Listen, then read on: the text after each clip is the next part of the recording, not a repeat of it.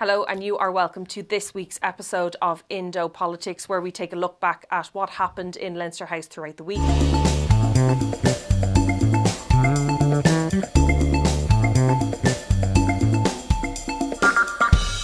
I'm Tabitha Monahan, and this week I am joined by the political editor of the Irish and Sunday Independent, Mary Regan. We'll kick off, I think, with the Fianna Fáil review. There was the parliamentary party meeting on Wednesday.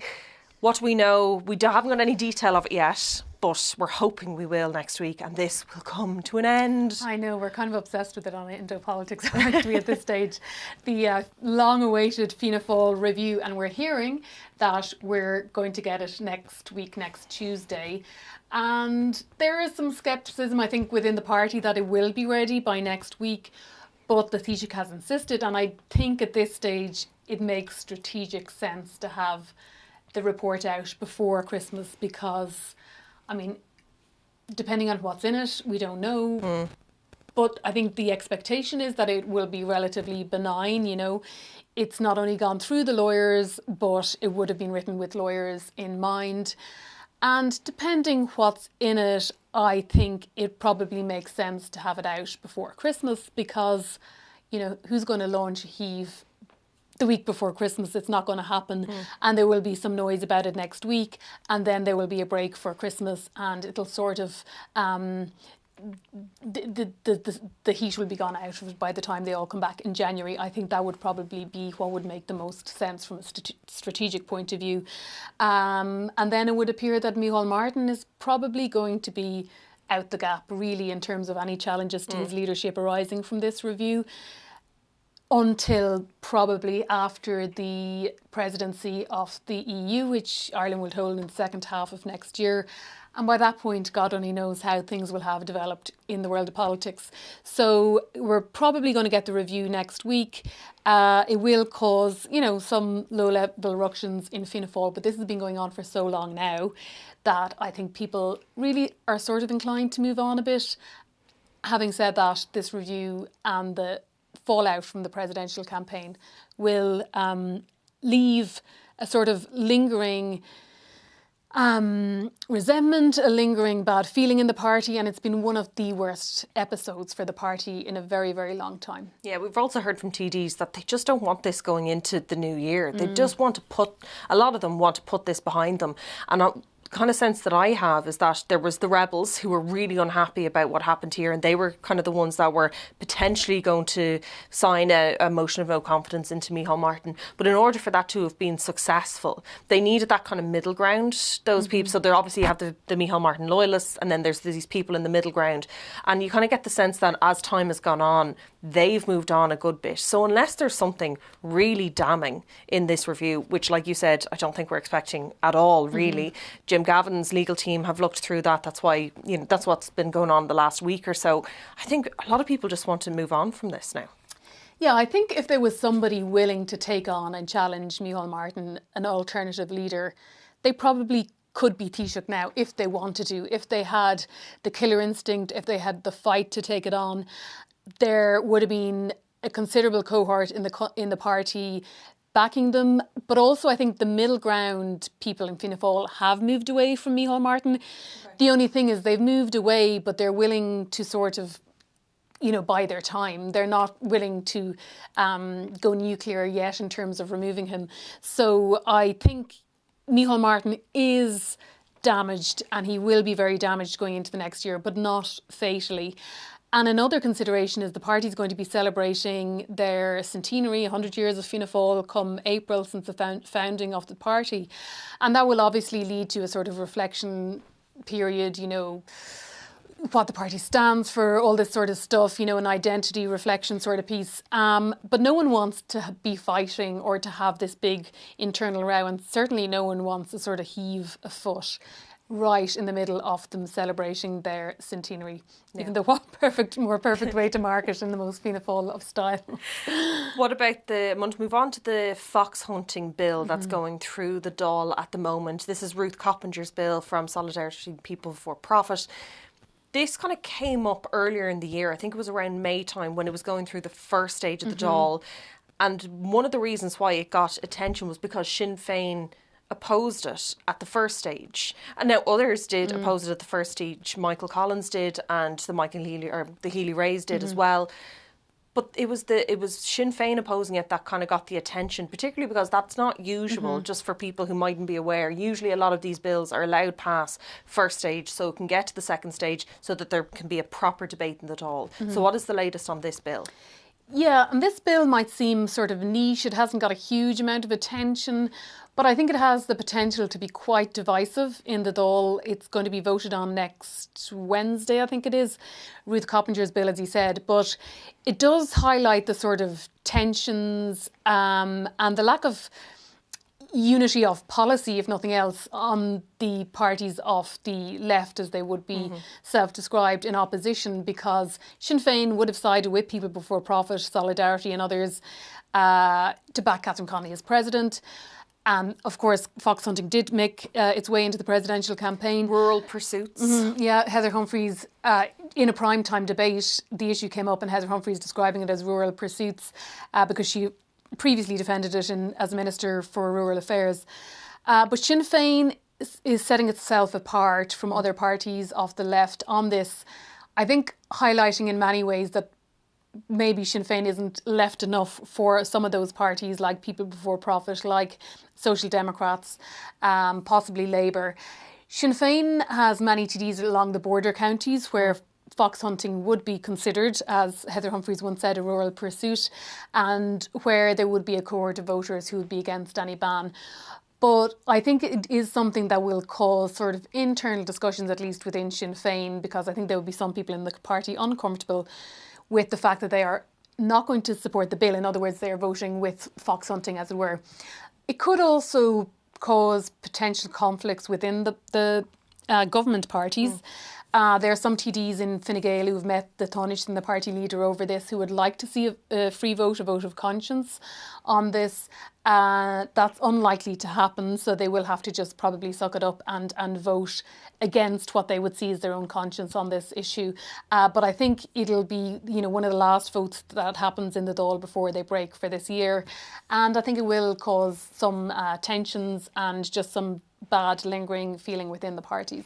It's an interesting one because I was looking at this before we recorded and I didn't realise that fox hunting was banned in England and Wales since 2005, and I can't believe it was that long ago, and we're discussing it now with another bill that's coming through the Dáil. It seems that we're somewhat backwards in that sense, that England, because I would have traditionally associated fox hunting with England, and like growing up that would have been the TV shows and it was English programmes that fox hunting would have been seen on. So to see that they were banned, now I know there are loopholes and that their legislation isn't necessarily the most robust, and there are loopholes in relation to that, and something that Ruth Coppinger wants to tackle within her bill. It just seems like an interesting one that we're still discussing in 2025 in Ireland. Yeah, and it was like a massively contentious debate in the UK at the time. I do remember the Labour Party government at the time wanted to ban fox hunting, and they did so successfully, but it almost became like a sort of culture war issue of its day.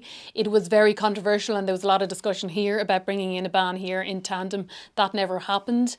I would have thought that fox hunting was relatively small scale and relatively niche, but according to Ruth Coppinger, it still has pockets of the country where it's taking place, and Ruth Coppinger is arguing that people do come from the UK to take part in hunts here. So Ireland didn't go in line with the UK ban on hunting, but it was certainly a big political hot topic of the day in the UK, because they would see it as very much part of their history and their culture and tradition, and you'd have to expect if they could do it there, well then surely they could do it here.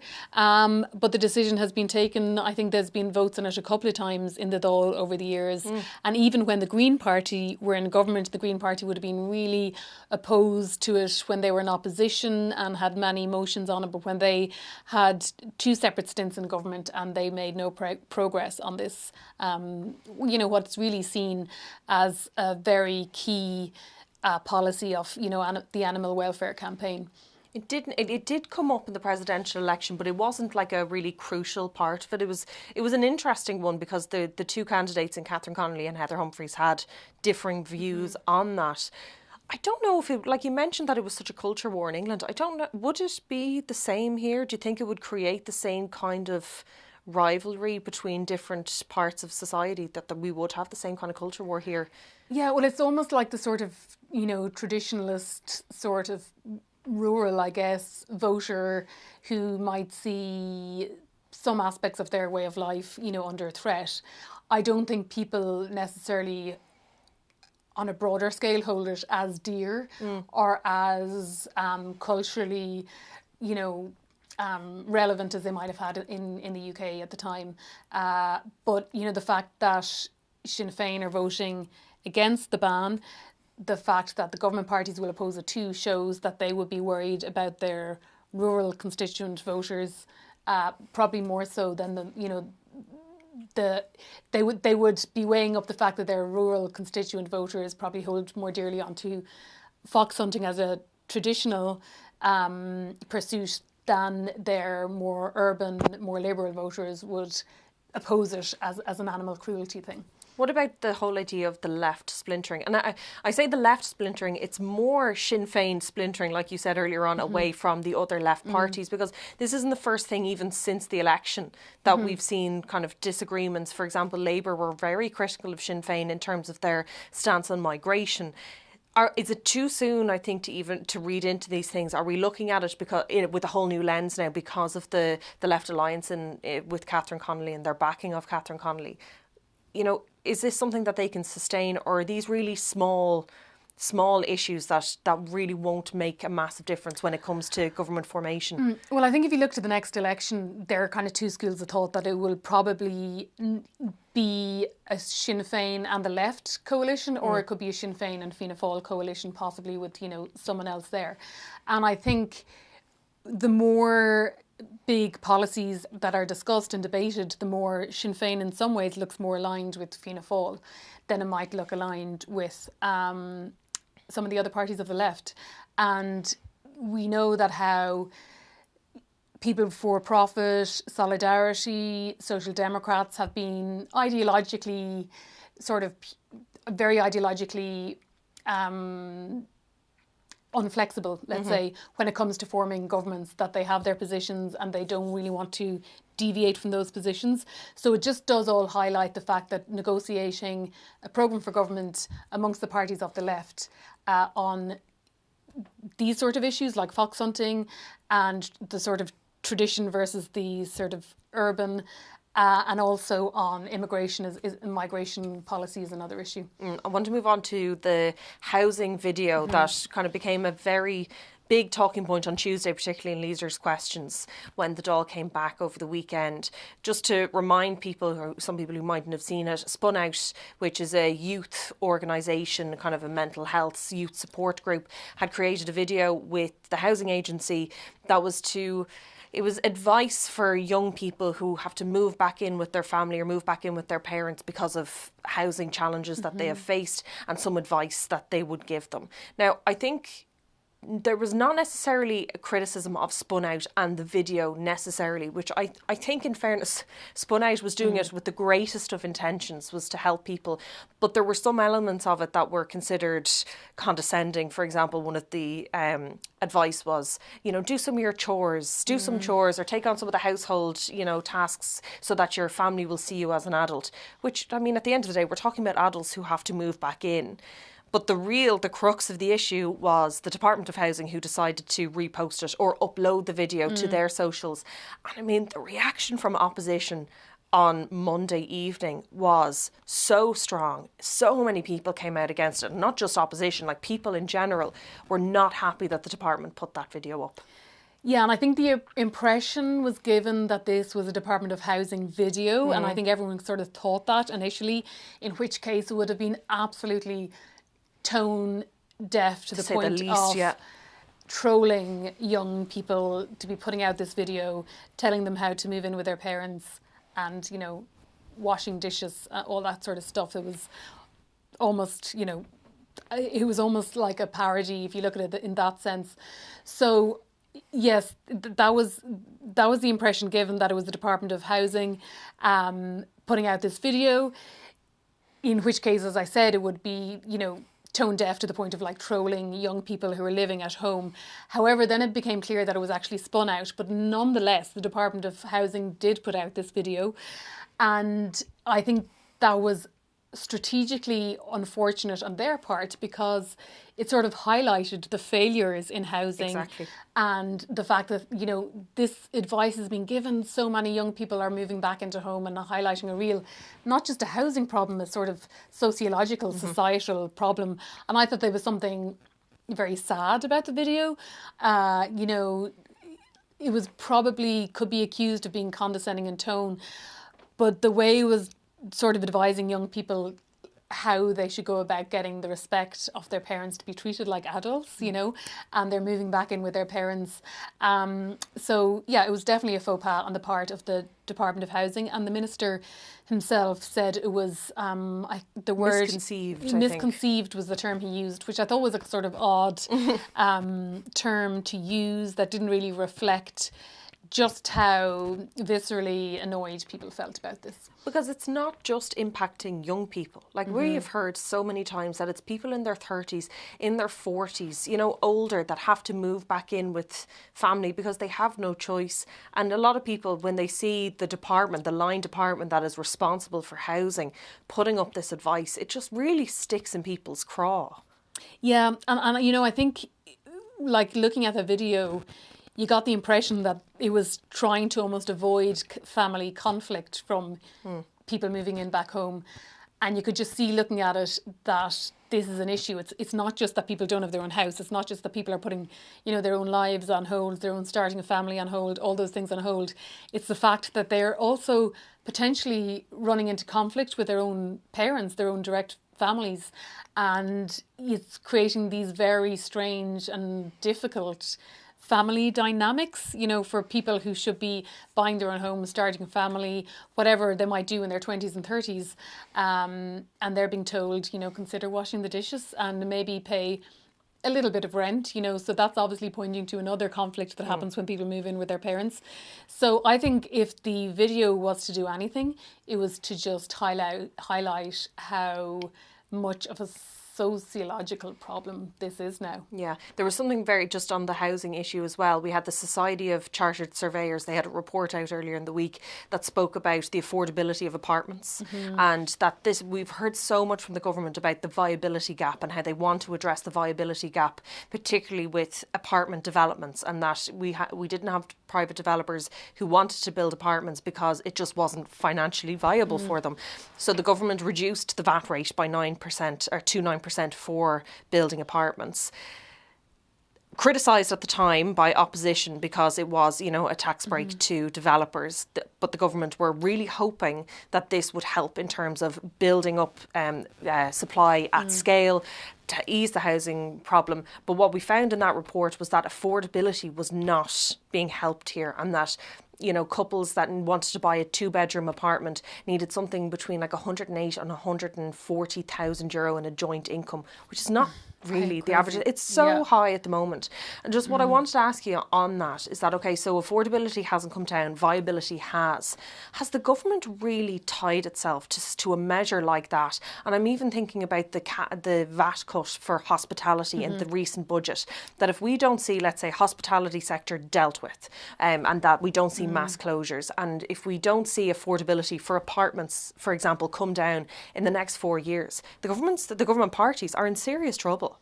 Absolutely, you know, and they will say that it'll take some time for the measures on apartment sizes to sort of kick in and take effect, and they want to increase the number of apartments in Dublin, let's say, or major urban centres, you know, so young people can move into, and that'll solve, because in many respects there are two crises. There's a housing crisis and then there's a rental crisis, and the rental crisis is the really high cost of rent.